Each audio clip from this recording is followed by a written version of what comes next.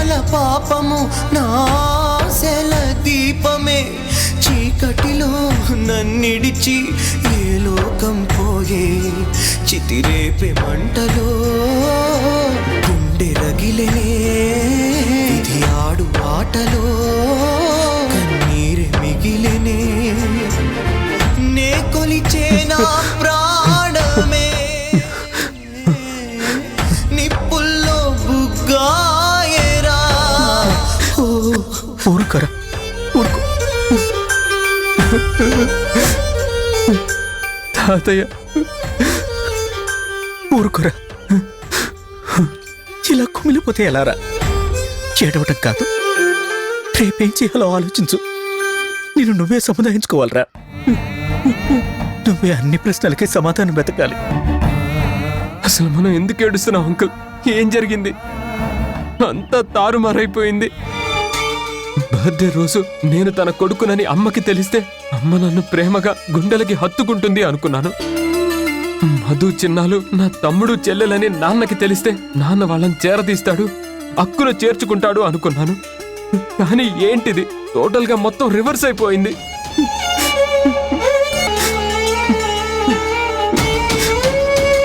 నా ముందే నాన్న అమ్మని అనరాని మాటలన్నీ తరిమేయడం ఏంటి, తాతయ్య చనిపోవడం ఏంటి?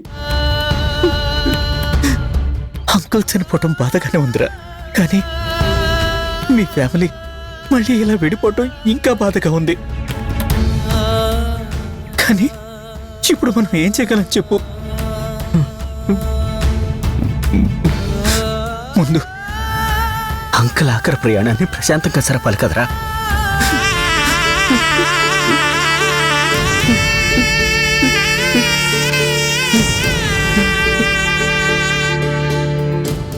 అంకుల్, తాతయ్య దహన సంస్కారాలకి అమ్మ మధు చిన్న ఎలాగైనా ఇక్కడ ఉండాలి. ముందు మనం దాని మీద ఫోకస్ చేయాలి. నిజమేరా, నేను అదే ఆలోచిస్తున్నాను. కానీ ఇప్పుడున్న పరిస్థితుల్లో సాధ్యమవుతుందంటావా? సాధ్యపడేలా చెయ్యాలి అంకుల్. ఎలాగైనా సరే అక్కడ అమ్మ మధు చిన్న అందరూ ఉండాల్సిందే. వాళ్ళ సమక్షంలోనే తాతయ్య అంత్యక్రియలు జరగాలి. దాన్నే మనం టార్గెట్ గా తీసుకోవాలి. అది కాదురా తరుణ్, రిస్క్ అవుతుందేమో. లేదు, ఎంత రిస్క్ అయినా ఫేస్ చేయాలి. డెఫినెట్ గా వాళ్ళు అటెండ్ అయ్యేలా చెయ్యాలి. సరే, ఏదో ఒకటి ఆలోచిద్దాం. ఈ విషయం మీదే కాన్సన్ట్రేట్ చేద్దాం.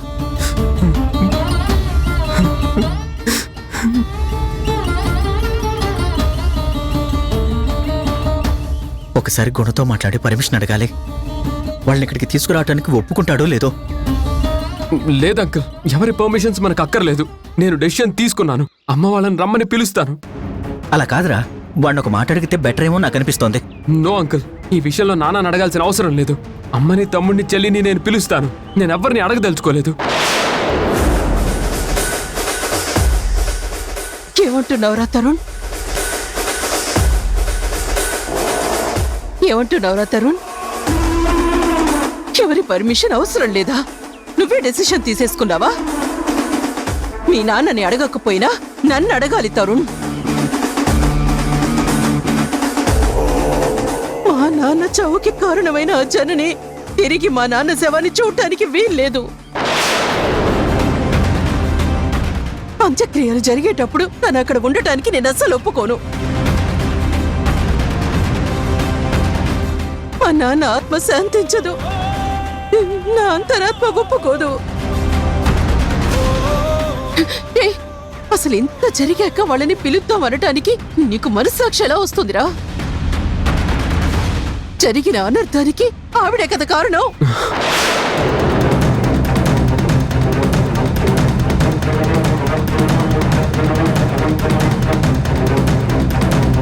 ఆవిడికి ఆఖరి చూపులు దక్కించడం అంత అవసరమా?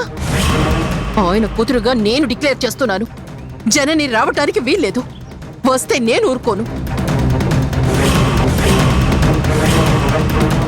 ఆయన బతుకున్నంత కాలం శాంతి లేకుండా చేసి ఇప్పుడు వాళ్ళని పిలిచి ఆత్మశాంతి కూడా లేకుండా చేస్తావా?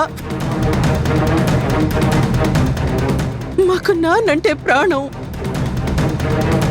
ప్రాణాలు తీసిన ఆ హంతకురాలు ఇక్కడికి రావడానికి వీల్లేదు. వీల్లేదా?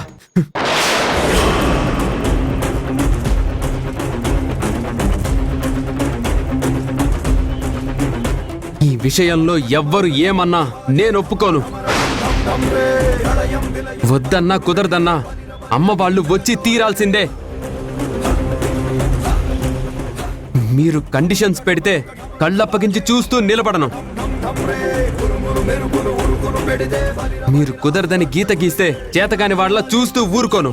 ఏ స్థాయికైనా వెళ్తాను. నన్ను రెచ్చగొడితే రిజల్ట్స్ చాలా డిఫరెంట్ గా వస్తాయి. పెద్దతనానికి గౌరవ మర్యాదలు ఇచ్చేంత వరకే ఇస్తాను. ఒక్కసారి నో అని డిసైడ్ అయితే ఇక నేను ఎవ్వరి మాట వినను, ఎవ్వరిని లెక్క కూడా చేయను. నేను చేయదలుచుకున్న దానికి అడ్డుపడితే సహించను.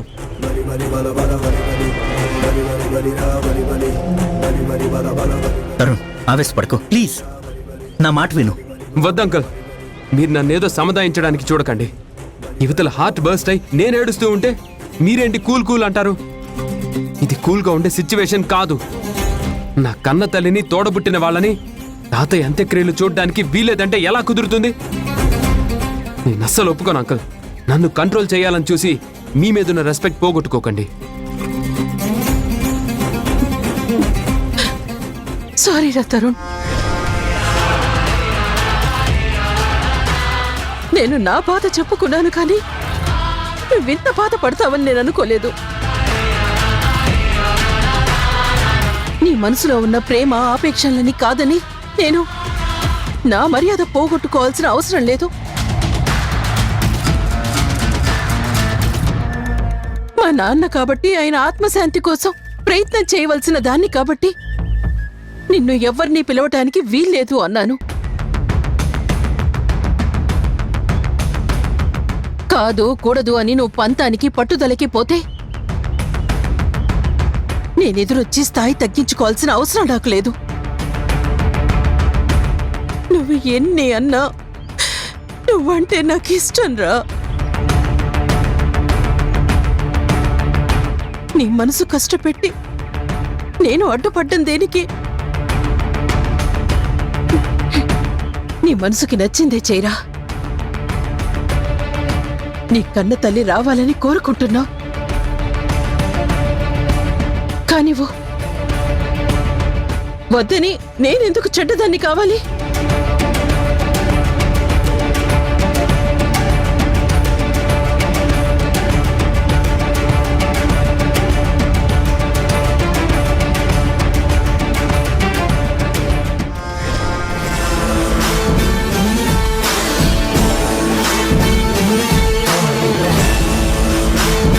పిలుస్తావా? అదొస్తుందా?